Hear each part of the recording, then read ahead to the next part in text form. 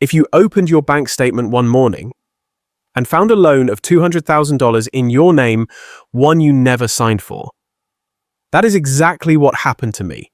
My own son forged my signature, stole my identity, and funneled the money into a life of luxury for himself and his wife.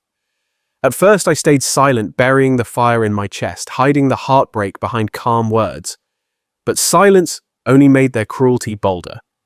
They mocked my age, dismissed my life as worthless, and believed I was too weak to fight back.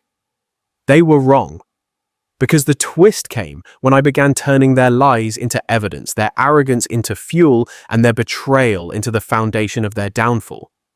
This is not just of fraud, it is of betrayal, retaliation, and justice reclaimed. Before we go on, do not forget to subscribe and turn on the notification bell. We bring you new stories every day. Hit like and let us know what city you are watching from in the comments.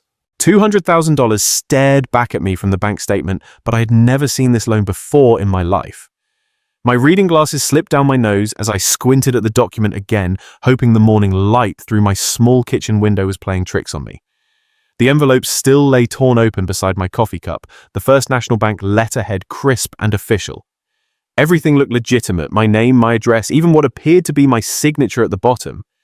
But I had not signed anything. I had not applied for any loan.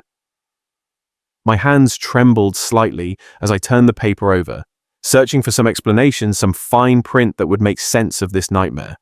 The loan origination date showed March 1st, 2025, just 2 weeks ago. Monthly payments of $10,847 were already overdue. I needed answers. The phone felt heavier than usual as I dialed the customer service number printed at the top of the statement. Each ring echoed in my quiet apartment, amplifying the growing knot in my stomach. First National Bank customer service, this is Jennifer. How may I assist you today? Yes, I'm calling about a loan that appears on my account, Robert Anderson account ending in 4729. Of course, Mr. Anderson, let me pull up your file.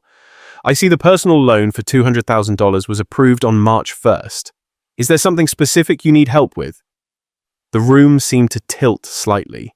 There must be some mistake. I never applied for this loan. A pause. Sir, I'm showing the application was submitted online with your social security number and digital signature verification. The funds were deposited into your checking account on March 2nd. That's impossible. My voice cracked slightly. I never received any deposit. My account balance has been the same for months. Let me check something else. Oh, I see. The funds were transferred to a joint account holder the same day, Brian Anderson. My son's name hit me like a physical blow. I gripped the phone tighter, my knuckles turning white against the black plastic. Mr. Anderson, are you still there? Yes, I whispered. Can you tell me more about this transfer? The entire loan amount was moved to Mr. Brian Anderson's personal account within hours of the deposit. He's listed as an authorized user on your account from Let Me See 5 years ago when you added him for emergency purposes. The walls of my small apartment felt like they were closing in. Brian had access to my account for emergencies only. I trusted him completely. Added him after his mother died so he could help with my banking if I ever became ill. Sir, is everything all right? Do you need to report fraudulent activity? My mouth went dry. Fraudulent activity. My own son had stolen from me, forged my signature, taken out a massive loan in my name, $200,000 that I would never be able to repay on my small pension. Mr. Anderson, I need to call you back. I hung up before she could respond, my hand shaking as I set the phone down. The silence in my apartment felt deafening, now broken only by the ticking of the old clock on my kitchen wall. Brian had betrayed me. My own son had looked at his elderly father and seen nothing but an opportunity to steal. The realization burned in my chest, a mixture of heartbreak and rage that I had not felt since his mother's death. I stared at the loan document again, at the forged signature that looked so much like mine. He had practiced it, planned it, executed it with cold precision. While I had been worrying about making ends meet on my pension, he had been plotting to destroy my financial security. The anger began to build, starting as a small flame and growing into something much larger. 37 years of supporting him, helping him through college, bailing him out of every financial mistake. And this was how he repaid me. I stood up slowly, my legs unsteady, and walked to the window. Outside Spokane looked the same as always. Quiet streets, modest homes, ordinary people living ordinary lives. But my world had just shattered completely. The 27-minute drive to Callan's house felt like hours. Every traffic light gave me more time to rehearse what I would say, to imagine his face when I confronted him with the truth. My old Honda struggled up the hill toward Monito Park, where my son lived in a neighborhood I could never afford. His house sat behind a perfectly manicured lawn complete with professional landscaping in a circular driveway. Two cars occupied the space, a new BMW and what looked like a Mercedes SUV, both worth more than my annual pension. I parked on the street and walked up the stone pathway, the loan document folded in my jacket pocket. The doorbell chimed with an expensive melody that echoed through what sounded like a large foyer. "Dad." Callan opened the door. "What are you doing here? You should have called first. We need to talk." I stepped past him into the house without waiting for an invitation. Rich hardwood floors stretched beneath my feet, leading to a living room that looked like something from a magazine. Floor-to-ceiling windows, leather furniture art that actually looked valuable. This was not the modest lifestyle of someone living paycheck to paycheck. Colin closed the door, slowly, his face already showing signs of nervousness. "Is everything okay? You seem upset. I got something interesting in the mail today." I pulled out the bank statement, watching his eyes focus on the official letterhead. "Care to explain this?" His face went pale instantly. "Dad, I do not know what that is." $200,000, Callan. A loan I never applied for, with a signature that looks remarkably like mine. I held the paper closer to his face. "The bank confirmed the funds went directly to your account within hours. There must be some mistake." His voice cracked slightly. "Banks make errors all the time. You know that." But I did know banks better than he realized. 37 years of working with loan documents, signature verification, fraud detection protocols. The nervous way he kept glancing at the stairs, the sweat forming on his forehead despite the cool morning air conditioning. "Stop lying to me." My voice came out harder than I had intended. "I spoke to customer service. They confirmed you are listed as an emergency contact with account access. You forged my signature and stole $200,000. The silence stretched between us. Finally, his shoulders sagged in defeat. "Dad, you have to understand. Viora has expectations. She's used to a certain lifestyle, and I could not disappoint her. You always said family comes first, right? I knew you would want to help if you could. Help." The word came out as almost a whisper. "This is not help, Callan. This is theft. This is fraud. This is destroying your father's financial security, but you are not using that credit anyway. You live so simply, and Viora needs—" What is all the shouting about? Viora appeared at the top of the staircase like she was making a grand entrance. Designer workout clothes that probably cost more than my monthly rent. Perfectly styled hair. Jewelry that caught the morning light streaming through those expensive windows. She descended slowly, taking in the scene with obvious annoyance. "Oh, Wendell, you are here." Her tone suggested I was something unpleasant she had found on her shoe. "Viora." I nodded stiffly. "Your husband and I were just discussing a loan he took out in my name." She reached the bottom of the stairs and moved to stand beside Callan, her arm slipping through his in a possessive gesture. "Wendell, honestly, you are making such a fuss over nothing. You are going to die soon anyway. Why do you need that money?" The words hit me like a physical blow. I stood there staring at this woman who had just casually dismissed my remaining years as worthless, who had looked at me and seen nothing but an obstacle to her comfort. Callan's face showed shock at his wife's bluntness, but he did not contradict her, did not defend me, did not even look ashamed. Something cold settled in my chest, replacing the hot anger I had carried here. They had stolen from me, lied to me, and now dismissed my very existence as inconvenient. I folded the loan document carefully and put it back in my pocket. When I looked up, both of them were watching me with the weariness of people who suddenly realized they might have pushed too far. "You are right, Viora." My voice came out calm, almost pleasant. "I probably do not have many years left." Callan straightened, taking confidence from his wife's cruelty. "Dad, you need to understand something here. You raised me to expect support from family. That is what parents do. I watched him pace across their expensive hardwood floors, gesturing with hands that had never known real work. The same hands that had forged my signature. All those years you promised you would always be there for me.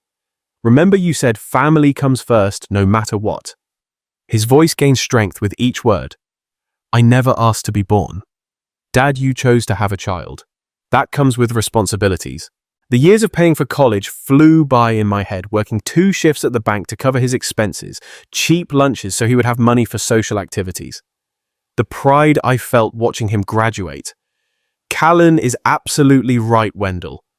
Viora moved closer to her husband, her arm sliding around his waist in a gesture of united front. Parents sacrifice for their children, not the other way around. That is just natural order.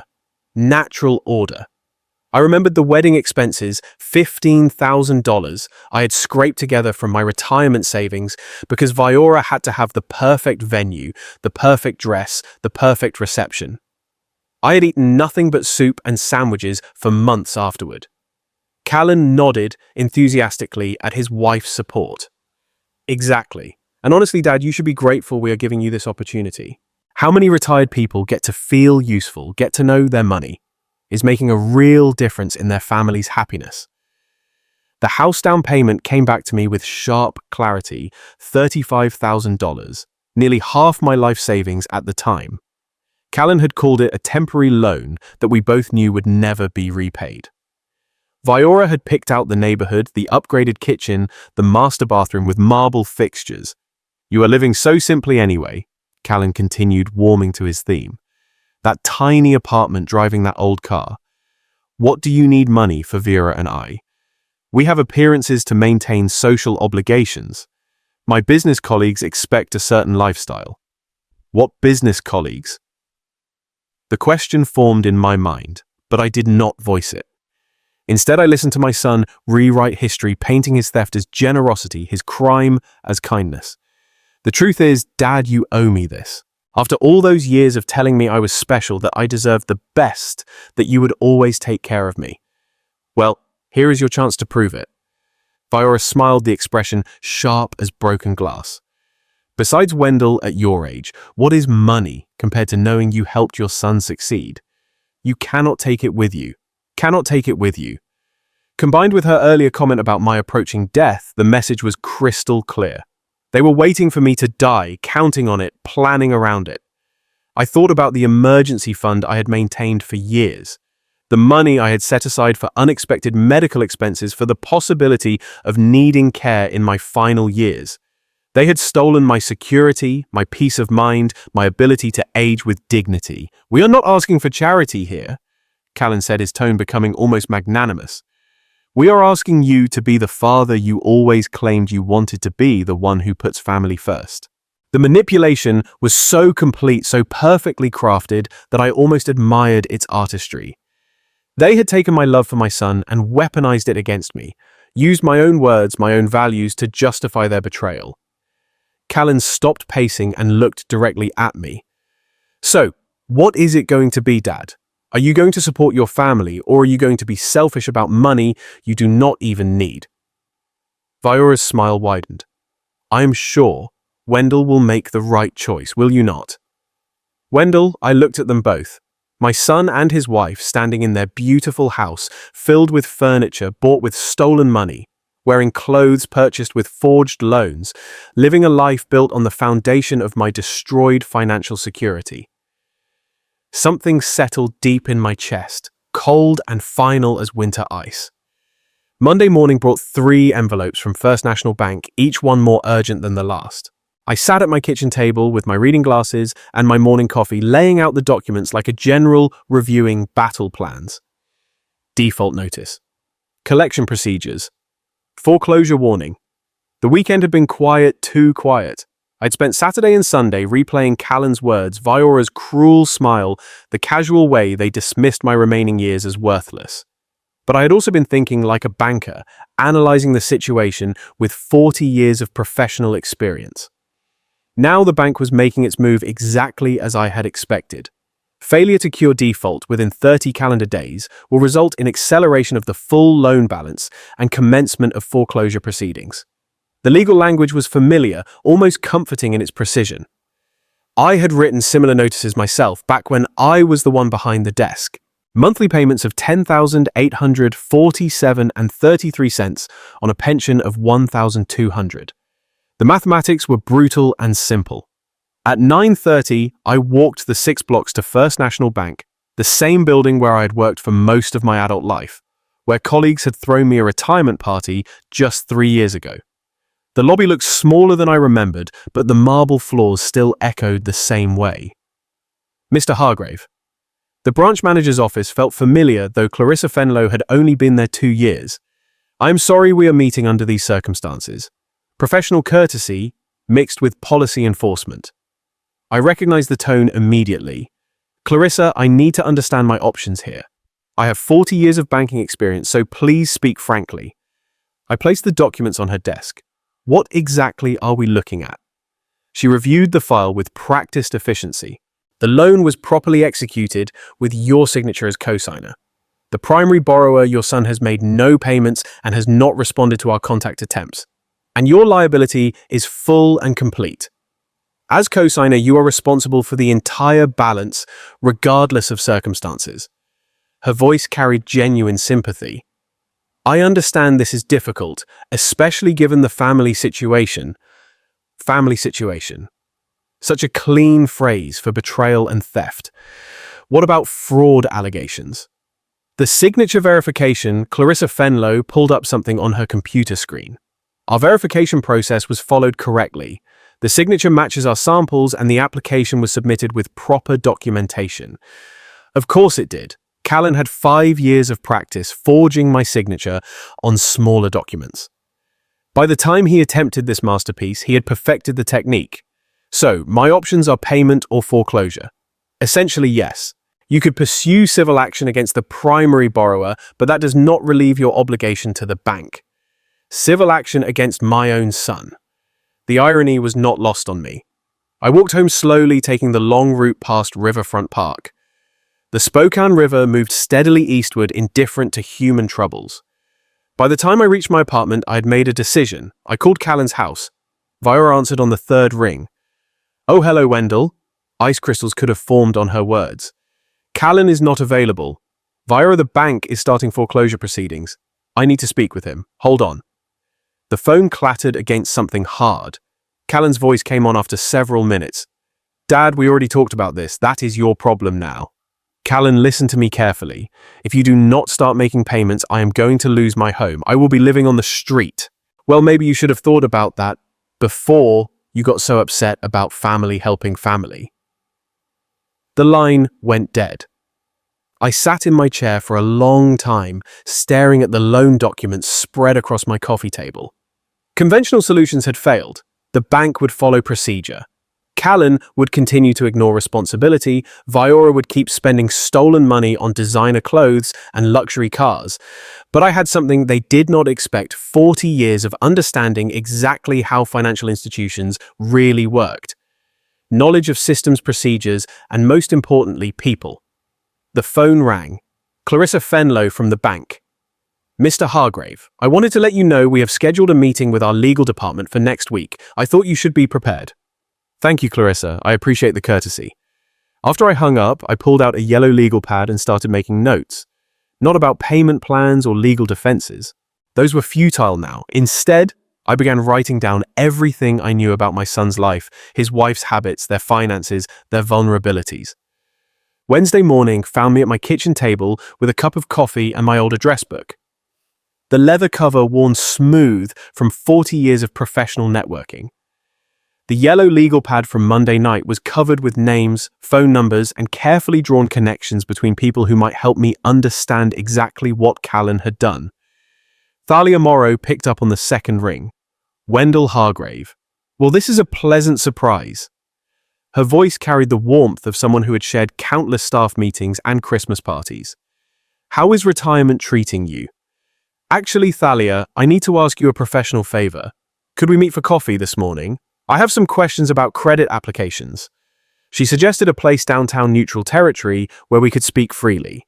By 10:30, I was sitting across from the woman who had started as a teller when I was still a loan officer, both of us grey-haired now, but still sharp. "So, what is troubling you, Wendell?" I slid a copy of Callan's loan application across the small table. "My son applied for a loan using me as co-signer. I never signed this document." Clarissa Fenlow studied the paperwork with the practiced eye of someone who had reviewed thousands of applications. "The signature looks consistent with our samples." "But Wendell, I have to tell you something. Your son has applied here at Commerce Bank several times in the past year." Something cold settled in my stomach. "Several times, 3 applications, all using you as a reference or potential co-signer. We declined them due to inconsistencies in the documentation." She leaned forward, lowering her voice. "Our handwriting analysis flagged some concerns about signature authenticity. Multiple banks, multiple applications. This was not a desperate one-time crime. It was systematic fraud. Clarissa, I need to understand the scope of this. Who else has he approached?" She pulled out her phone and scrolled through something. "I can make some calls within legal boundaries. Give me until this afternoon." By 3 o'clock, I was sitting in Heath Langdon's office at Inland Empire Credit Union. Heath had worked fraud investigation for 15 years before moving into credit analysis, and his face grew increasingly grim as he reviewed the documents I had brought. "Wendell, what I am seeing here fits a pattern we have been tracking across multiple institutions." He turned his computer screen toward me. "These credit reports show applications at 4 different banks over the past 18 months. 4 banks.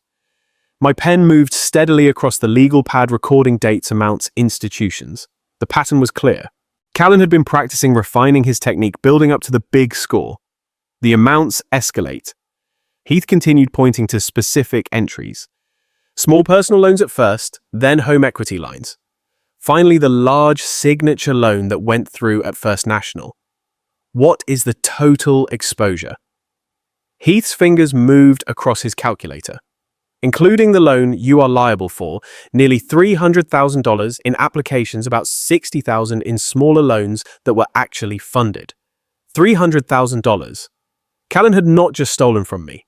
He had attempted to steal from banks across Eastern Washington, using my identity as his key to the vault. If you were in my place watching your own child turn your love into a weapon against you, would you fight back for justice or keep silent for the sake of family? Comment number 1 if you would fight. Heath. What would constitute the strongest case for prosecution? Pattern evidence, multiple institutions, escalating amounts, a clear intent to defraud. He printed several pages of credit reports and handed them to me. These documents show systematic identity theft spanning over a year. I drove home with a manila folder full of evidence that painted a picture I was only beginning to understand. Callan had not just forged one signature. He had built an entire criminal enterprise around stealing my identity. The loan I discovered was just the successful culmination of months of attempted fraud. That evening, I organized everything chronologically. Applications denied due to suspicious signatures. Small loans approved before banks became suspicious. The escalating pattern that led to the $200,000 score at my former employer. But something nagged at me as I reviewed the credit reports. Several applications showed a co-applicant I did not recognize, someone named Talon Reddick, with an address I did not know, but a signature that looked remarkably similar to Viora's handwriting. My phone rang. "Thalia Morrow." "Wendell, I made those calls. You need to know something about your daughter-in-law. Viora Holden has been very busy at several banks around town." I picked up my pen and opened to a fresh page in the legal pad. Friday morning at 11, I parked 3 blocks from Callan's house with a thermos of coffee and my old digital camera. Clarissa's phone call had given me exactly what I needed: specific information about Viora's activities at multiple banks, always accompanied by someone named Talon Reddick. The same Talon Reddick whose signature appeared on several loan applications, whose handwriting looked remarkably similar to Viora's. I had spent Thursday evening planning this surveillance like any other banking investigation. Routes, timing, equipment check. 40 years of methodical thinking does not disappear just because the subjects happen to be family. Viora emerged from the house at 11:47. She drove the Mercedes, the one purchased with stolen money, toward the upscale shopping district near Riverfront Park. First stop, Nordstrom. I watched from the food court as she examined men's watches in the jewelry department. Expensive ones. The sales associate seemed to know her well, bringing out pieces from the back room. Clearly accustomed to serious purchases, she selected a Tag Heuer watch. The price tag, visible through my camera's zoom lens, showed $2,147, nearly twice my monthly income spent casually on someone who definitely was not her husband. Callan wore a cheap digital watch he had owned for years. I documented each purchase with photographs. Viora at the register, credit cards in hand. Bags being loaded into the Mercedes. Money that should have been paying my mortgage transformed into gifts for her lover. At 2:30, she drove to Japes, an expensive Italian restaurant downtown. I positioned myself across the street with a clear view through the large windows. He was already waiting at a corner table, mid-30s, well-dressed, conventionally handsome, in the way that probably appealed to women like Viora. When she approached, he stood and kissed her. Not the polite kiss of friends, but the intimate embrace of lovers. The gift presentation was theatrical. She made a show of the watch, fastening it around his wrist, while he admired the expensive weight of it. My camera captured everything through the restaurant window. Their intimate conversation, her hands on his face, the way she leaned into him when he whispered something that made her laugh. This was not a casual affair.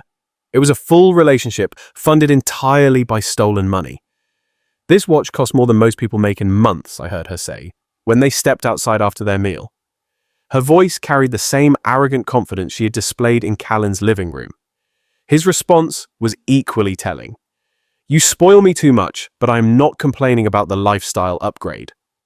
Lifestyle upgrade. My life savings transformed into another man's luxury. They moved to the hotel bar at the Davenport, where she ordered champagne that cost $40 a glass. I sat in the lobby with a newspaper close enough to observe, far enough to remain invisible. My husband's family will never know where this money really goes, Viora said, raising her glass in what looked like a toast to their deception. Talon, because it had to be Talon Reddick from the loan applications, clinked glasses with her. To financial freedom and stupid men who make it possible. I took one final photograph of them together, Vera's wedding ring clearly visible as she caressed her lover's face. Driving home, I reviewed the evidence. Banking fraud across multiple institutions, identity theft spanning 18 months, and now the perfect capstone. Callan's wife was using stolen money to fund an elaborate affair with another man. Callan thought he had won when he hung up on me. Viora believed she could silence me with her cruel words about my mortality. Neither of them had any idea that while they were celebrating their victory, I had been building the case that would destroy them both. But this was not about legal prosecution anymore. This was about something much more personal, much more satisfying. This was a revenge true story unfolding in real time. Monday morning, I spread every piece of evidence across my kitchen table like pieces of a complex puzzle. Bank documents, credit reports, surveillance photographs, contact information from my old address book. Callan had not just victimized me, I was certain of it. Norabeth Cullen answered her phone on the first ring, her voice tight with the stress I recognized immediately. She had been Callan's neighbor for 5 years, a widow living on Social Security who had somehow become entangled in my son's web of lies. Wendell Callan has told me so much about you. How are you feeling? He said you had been having some health issues. Health issues? Another lie. Another manipulation. Norabeth, I am fine, but I need to ask you something important. Have you had any financial dealings with Callan recently? The silence stretched long enough to confirm my suspicions. Could we meet for coffee this morning? I think we need to compare notes. At the small cafe on Monroe Street, Norabeth clutched her purse like a shield while I showed her the loan documents. Her face went through the same progression. I had experienced confusion, recognition, then burning anger. He told me you were sick and needed help, but were too proud to ask directly. Said if I co-signed a car loan for him, he would use the money to pay your medical bills. How much, Norabeth? $18,000. The car was repossessed last month, and now they are saying I owe the full balance. Her voice cracked slightly. I trusted him because he was your son.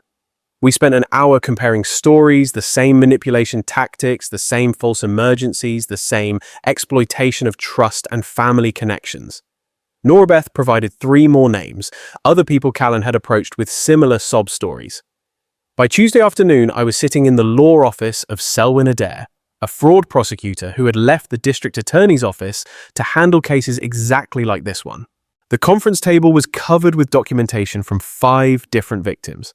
Mr. Hargrave, in 20 years of fraud prosecution, I have rarely seen a case this well documented. She reviewed the photographs from Viora's shopping spree, the banking records, the testimony from multiple victims. Your background in banking shows in every detail. What are our options? Criminal fraud charges are almost certain with this evidence, but I am more interested in the civil recovery potential. She pulled out a calculator.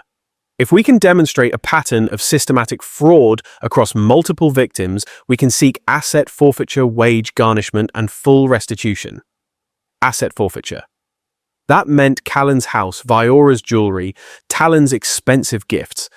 Everything purchased with stolen money could be seized and sold to compensate victims. The key is coordination, Selwyn continued. Individual cases are weak, but collective evidence creates an overwhelming narrative of deliberate criminal enterprise. Wednesday evening found us in a community center meeting room. 7 victims' ages ranging from 35 to 78, each representing a different facet of Callan's systematic deception. Heath, my former colleague, who had lent Callan $5,000 for a fake emergency. Drania Loftin, who had guaranteed Callan's apartment lease and was now facing eviction proceedings. I stood at a whiteboard organizing the timeline like any banking project I had ever managed. What we are seeing here is not random financial irresponsibility, I explained, pointing to dates and amounts. This is a calculated criminal enterprise spanning 3 years and targeting specific demographics, elderly neighbors, family friends, professional contacts who trusted the Hargrave family name. Each victim shared their story, the same techniques, the same emotional manipulation, the same exploitation of trust. Callan had systematically identified vulnerable people in his social circle and constructed elaborate lies designed to extract maximum financial benefit. He told me his father was dying and needed experimental treatment, said Margine Tilley, an 80-year-old church member who had mortgaged her home to help. Said the family was too proud to ask for charity. The beautiful thing about our situation, I continued, is that Callan and Viora have no idea we have connected. They think they are dealing with isolated, defeated victims.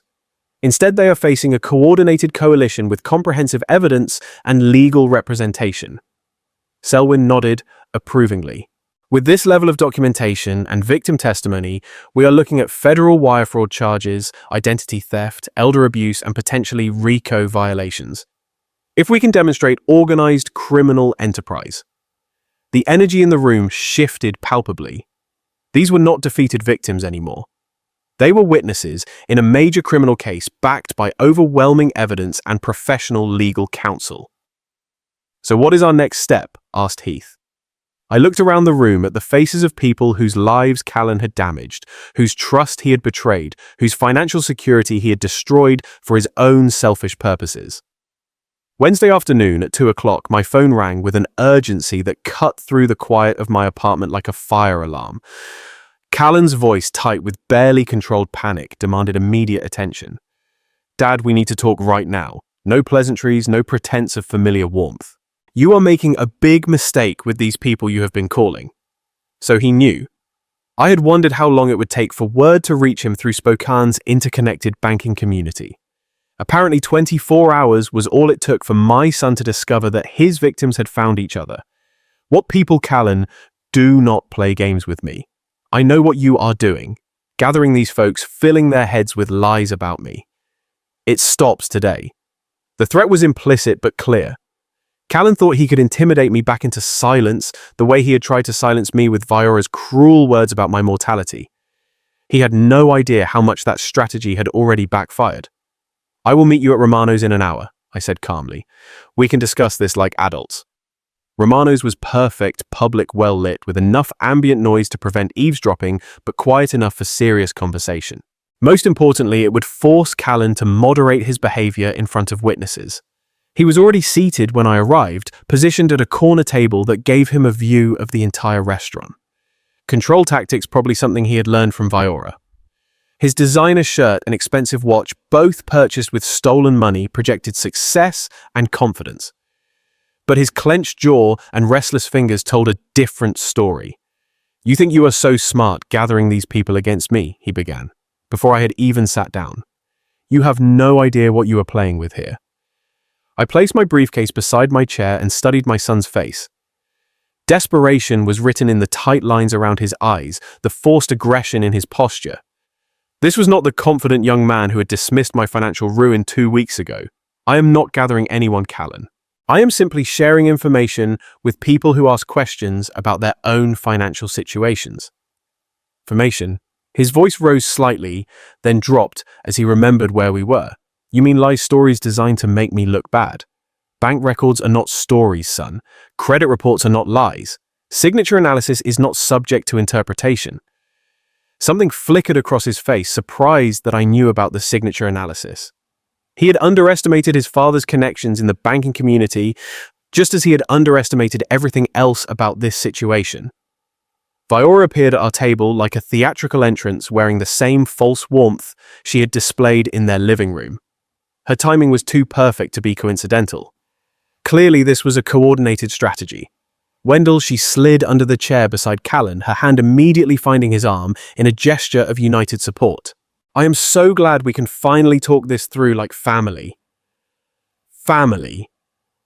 The word felt like mockery coming from someone who had used my stolen money to buy expensive gifts for her lover.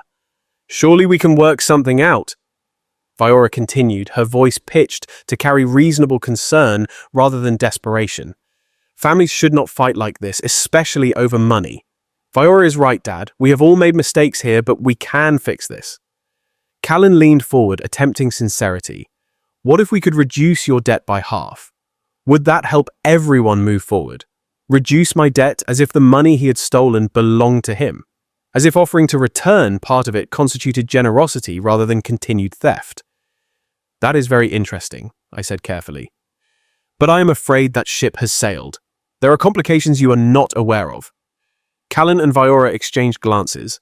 They were fishing for information, trying to determine exactly what I knew and how much damage I could cause. They had no idea that while they had been celebrating their theft, I had been building a case that would destroy everything they had built with stolen money. "What kind of complications?" Viora's voice carried the first note of genuine concern I had heard from her. I smiled politely and checked my watch, the kind that require legal expertise to resolve properly. "I am sure you will understand soon enough." Callan's mask slipped completely. "You cannot be serious about pressing charges. I am your son." "Yes," I said quietly, "you are, and that makes what you have done even more unforgivable." The silence stretched between us like a chasm that had been years in the making. Finally, Callan stood abruptly, nearly knocking over his water glass. "This is not over, Dad. You have no idea what you are starting here." "I think there is something you both need to see," I said, quietly reaching for my phone, "about how that loan money is really being spent." Callan leaned forward, with the confidence of someone who believed his wife's financial activities were beyond reproach. Viora's expression remained carefully neutral, but I caught the slightest tightening around her eyes. The first photograph filled my phone screen with perfect clarity. Viora and Talon at Yepes restaurant, his hand caressing her face while she smiled with unmistakable intimacy. Callan's face went completely white. "Viora, what is this?" "Who is that man?" I swiped to the next image, Viora, fastening the expensive watch around Talon's wrist. Both of them laughing like lovers sharing a private joke. Then another, Viora's hands running over the Italian suits she had bought him, wedding ring clearly visible as she touched another man. "This is where your loan went, Callan. $2,847 for that watch. Another $1,500 for the suits. Champagne at $40 a glass, while I am facing foreclosure." Viora's shock lasted exactly 3 seconds before her survival instincts activated with surgical precision. "Wendell, this is pathetic." Her voice carried perfect incredulity mixed with concern. "These are obviously fake photos. Anyone can doctor images these days." Callan stared at the phone screen, his breathing shallow. But Viora, that looks like that is your watch, the one you wear every day. Honey, do you not see what is happening here? Viora's hand found Callan's arm, her touch gentle and reassuring. Your father is desperate. He has fabricated these images because he cannot accept responsibility for his own financial situation. I took these photographs myself, I said calmly. Friday afternoon at Yepes, then at the Davenport Hotel bar. Your wife spent stolen money on her lover while telling you it was for family expenses. Viora's eyes flashed with calculated indignation. You have been stalking me, following me around town like some kind of disturbed person. She turned to Callan, her voice breaking with perfect theatrical emotion. This is harassment, honey. He has clearly lost his mind. Callan looked between the phone and his wife, desperation written across his features. Dad, this could be anyone. The photos are not clear enough to be certain. The images were absolutely clear. Talon's face was distinct, Vira's features unmistakable, the expensive gifts clearly visible. But I watched my son's expression and understood clarity meant nothing when confronted with a truth too devastating to accept. Viora is right, Callan continued, his voice gaining strength as he chose comfortable lies over painful reality. You have obviously doctored these somehow. This is crazy, Dad. Viora pressed her advantage with the skill of a master manipulator. Wendell, I understand you are facing financial pressure, but fabricating evidence and making wild accusations will not solve anything.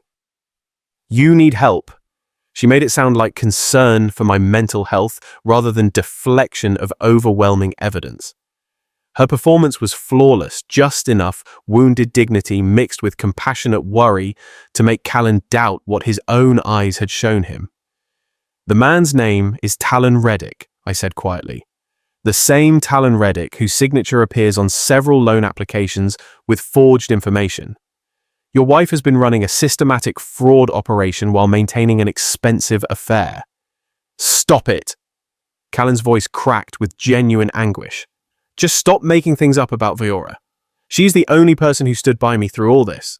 I looked at my son, really looked at him, and saw something that broke what remained of my faith in family redemption. Callan was not confused or deceived. Some part of him knew the truth, saw the evidence, understood exactly what Viora was doing. But he was choosing to believe her lies, because the alternative meant confronting not just her betrayal, but his own complete failure as a husband and son. Viora watched this realization cross my face and smiled with cold satisfaction. I think this conversation is over, she said softly. Wendell, we will pray for your recovery. I put my phone away and stood up slowly, looking down at both of them, my son, who chose comfortable lies over devastating truth, and his wife, who had just demonstrated that skillful manipulation could defeat even photographic evidence. I felt something final settle in my chest.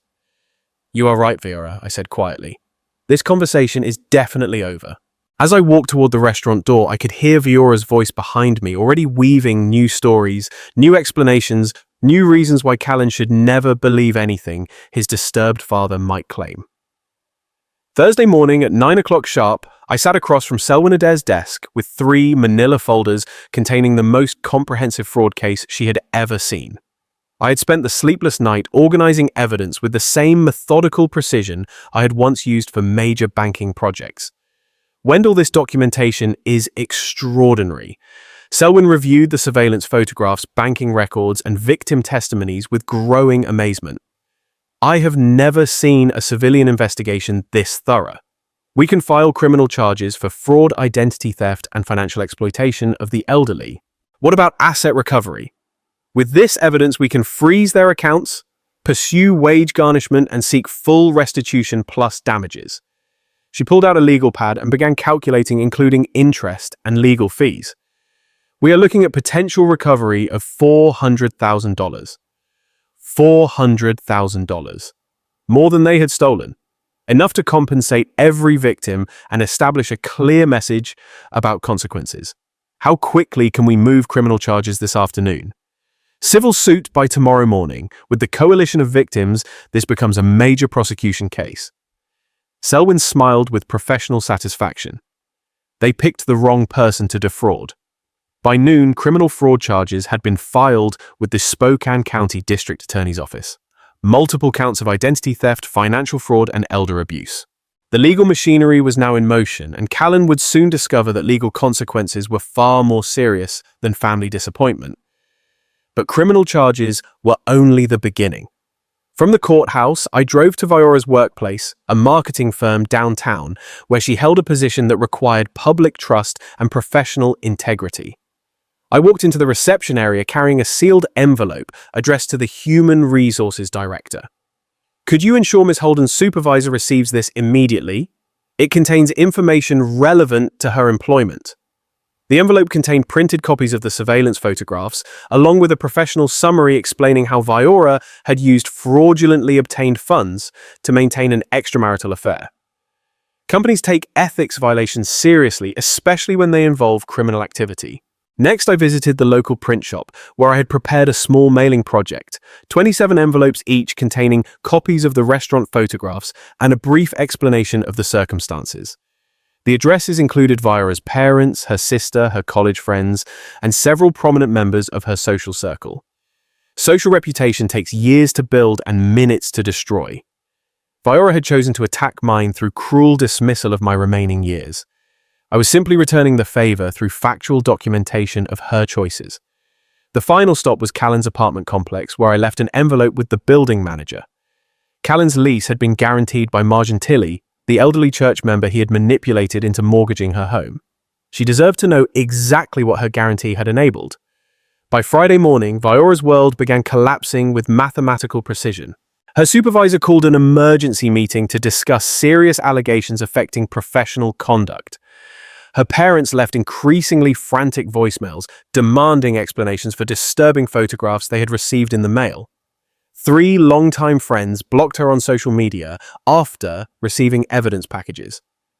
Callan's panicked phone call came at 10:30. "Dad, what have you done? The police want to question me about fraud charges. Viora has been suspended from work pending investigation. People are saying terrible things about us. I have done exactly what any fraud victim should do, seek justice through proper legal channels. This is insane.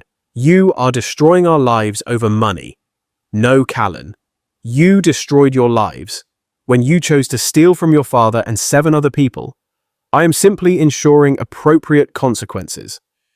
Viora called an hour later, her voice cracking with desperation I had never heard before. "Wendell, please, you have to stop this. I'm going to lose my job. My friends will not talk to me. My family thinks I am some kind of criminal. This is destroying everything I have worked for. You should have considered those consequences before you decided to fund your affair with stolen money. Those photographs, they are taken out of context. You do not understand the situation. I understand perfectly. You used money stolen from your husband's elderly father to buy expensive gifts for your lover. The context is quite clear. The line went quiet except for the sound of crying. Real tears, not the theatrical emotion she had displayed during our restaurant confrontation. What do you want? What will it take to make you stop? I considered the question seriously. What did I want justice for the victims? Restitution for the financial damage. Consequences for the betrayal of trust. None of those things required mercy toward people who had shown none to their victims. I want you to experience exactly what you put 7 elderly people through. Financial insecurity, social embarrassment, and the complete destruction of the life you thought was secure. That is cruel. Yes, I said quietly, it is. After I hung up, I sat in my kitchen with a cup of coffee and reviewed the week's accomplishments.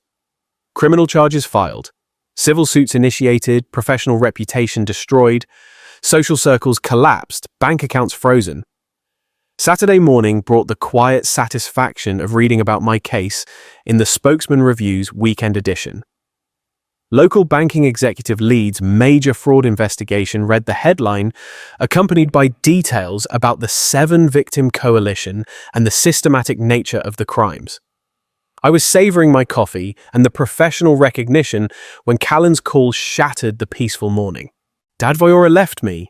His voice cracked with genuine anguish. "She packed her things this morning and moved out. Everything is falling apart. I need your help." Through the phone, I could hear the sound of drawers being slammed, papers rustling, the chaos of a life disintegrating in real time. "I am not surprised," I replied calmly. "The consequences of fraud tend to compound rapidly." She admitted everything when she left about Talon, about the money, about all of it. She said I was right, but that staying with me would destroy her career completely. Callan's breathing was labored, panicked. "Dad, I know I made terrible mistakes, but I am your son. Please help me." Your son. The same phrase he had used to justify theft, to demand forgiveness, to manipulate my emotions. But that currency had been completely devalued by weeks of lies and betrayal.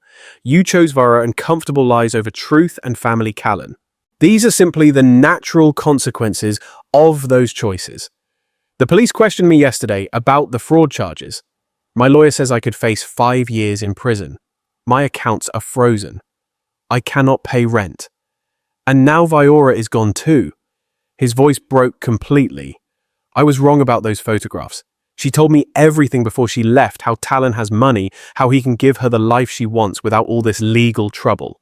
5 years in prison, asset forfeiture, social isolation, professional ruin. The systematic pressure campaign was working exactly as designed. That information might have mattered weeks ago, Callan. It is too late now. Please, Dad. There has to be something we can do, some way to fix this. I will do anything. 45 minutes later, Callan stood at my apartment door, looking like he had aged 5 years and 5 days. His designer clothes were wrinkled, his usually perfect hair disheveled, his confident posture replaced by the slumped shoulders of complete defeat. "Can I come in just for a few minutes?" I stepped aside, watching him take in my modest apartment, the same small space he had once dismissed as evidence of my failure to achieve the lifestyle he believed he deserved. "Dad, I need you to understand something. Viora was not just having an affair. She was planning this whole thing, the loans, the money, even marrying me. It was all part of some scheme with Talon." Callan sat heavily on my couch, his hands shaking.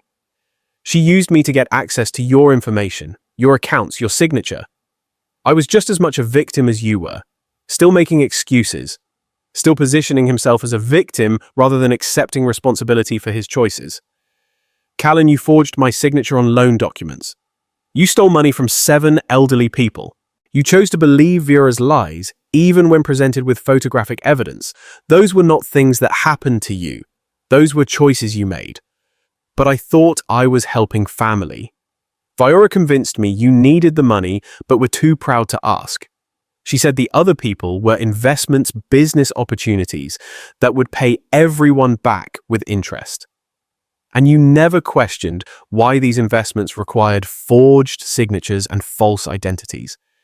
His silence stretched long enough to answer the question. I was stupid. I was weak. I let Viora manipulate me because I wanted to believe her lies were true. Callan looked up at me with red-rimmed eyes.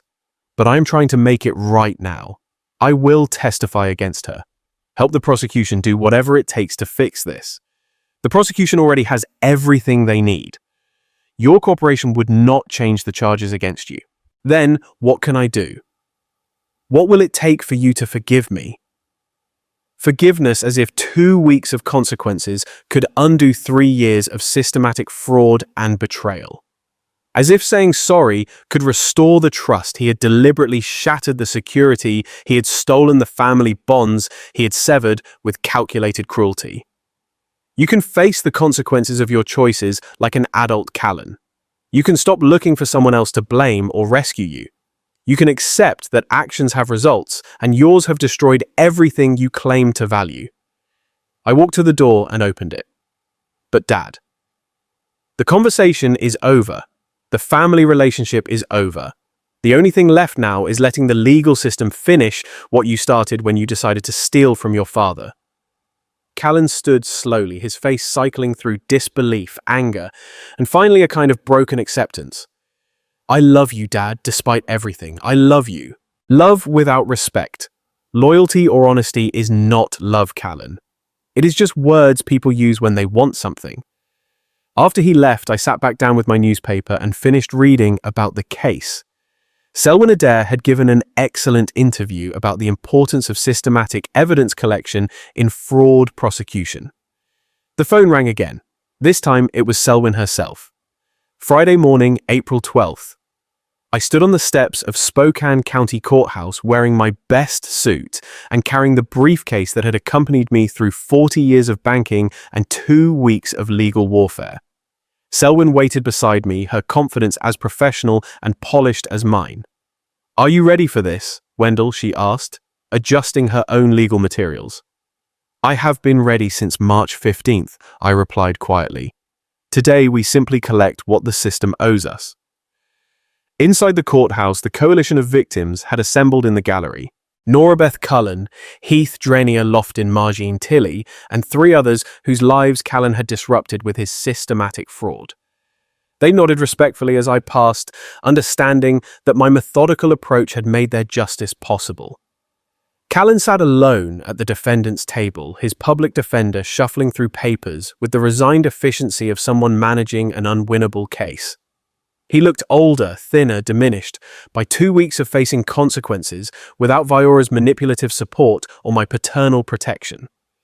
Judge Rena Voslin entered with the gravity befitting a criminal fraud case that had drawn media attention throughout Eastern Washington. The evidence I had compiled, the coalition I had organized, and the systematic prosecution we had built had become a textbook example of how fraud victims could effectively seek justice. Mr. Hargrave, the judge, addressed Callan directly. "You have been charged with multiple counts of identity theft, bank fraud, and financial exploitation of elderly victims. How do you plead guilty, Your Honor?" Callan's voice carried no defiance, no manipulation, no attempt to deflect responsibility. 2 weeks of isolation had finally taught him what 40 years of parenting had failed to accomplish. Selwyn stood to address the court. "Your Honor, the prosecution wishes to acknowledge the extraordinary cooperation of Mr. Wendell Hargrave, whose professional expertise and systematic evidence collection made this prosecution possible. The defendant defrauded 7 victims of over $300,000 using forged signatures and false identities." The judge reviewed the evidence methodically: bank documents, signature analyses, victim testimonies, surveillance photographs. Everything I had collected during weeks of professional investigation was now part of the legal record, validated by the justice system I had trusted to deliver appropriate consequences. "Mr. Callan Hargrave, the court sentences you to 3 years probation, 500 hours of community service, and full financial restitution to all victims." Judge Rena Voslin's voice carried the weight of institutional authority. "You will surrender all assets for liquidation and your wages will be garnished until complete repayment is achieved. $300,000 in restitution, asset forfeiture, permanent criminal record, complete financial ruin." The systematic pressure campaign had achieved exactly the results I had calculated when I first opened that manila envelope 6 months ago. Outside the courthouse, local news reporters gathered around our small group of victims. I spoke briefly, choosing my words with the same precision I had once used for banking presentations. Justice has been served through proper legal channels. The system works when citizens use it professionally and systematically. I hope this case demonstrates that financial fraud, even within families, carries serious consequences. Selwyn Adair handled the technical questions about asset recovery and enforcement procedures. Within 60 days, Callan's house would be sold, his possessions liquidated, his future earnings monitored by court-appointed officials.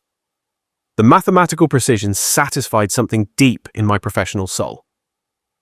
Norabeth Cullen approached me as the reporters dispersed. "Wendell, I can never thank you enough. Without your organization and expertise, I would have lost my home and had no recourse. The system exists to protect people like us, Norabeth. We simply had to use it correctly." Driving home alone, I reflected on the transformation that had occurred over 8 weeks. I had entered this crisis as a victim, elderly, financially vulnerable, betrayed by the son I had raised and supported. I was leaving it as something else entirely, a successful prosecutor in spirit who demonstrated that systematic thinking could triumph over emotional manipulation, that professional methodology could defeat personal betrayal. The evening news would lead with our story: retired banker leads coalition to justice in major fraud case. The headline pleased me not for personal recognition, but for what it represented: validation, that the banking principles I had spent my career applying could solve even the most personal problems when applied with sufficient rigor and determination. Callan would spend the next several years rebuilding his life from nothing, learning to support himself without stealing from others or depending on manipulative relationships. Viora had escaped legal consequences by abandoning Callan, but she had lost her career, her social standing, and any claim to respectability. Talon could support her financially, but he could not restore the reputation she had destroyed. As for me, I sat in my modest apartment that evening reading correspondence from other fraud victims who had heard about our case and wanted advice on organizing their own coalitions.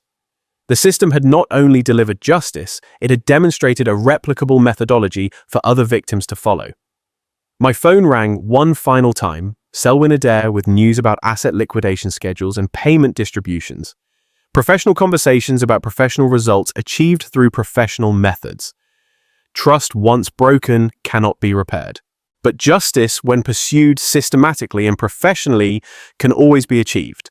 The system had worked exactly as designed, yet beneath the paperwork, beyond the courtroom, I understood that this was not just about banking procedures or legal frameworks. It was about reclaiming dignity after betrayal, about showing that no matter how deeply personal the wound, there is always a path to justice if one has the courage to walk it. In many ways, this was more than a fraud case. It was the closing chapter of a painful lesson about family loyalty and truth. I had spent decades building a career on financial precision, but it took betrayal from my own blood to remind me that numbers only tell part of the story. Behind every account, every balance, there are people, and trust is the most valuable currency of all. This experience has become, in its own way, a kind of revenge audio story, not because it glorifies vengeance, but because it shows that justice, when properly pursued, can bring closure where forgiveness cannot. If you were in my situation, what would you have done? Would you have chosen silence for the sake of family appearances, or would you have pursued the truth no matter how painful? Share your thoughts and experiences in the comments below. I truly want to hear from you. And if this story resonated with you, please like, share, subscribe to the channel, and turn on the notification bell so you will not miss more stories like this. Do not forget to check the recommended video on your screen. This is another story I am deeply proud of, and I know it will move you as much as this one did.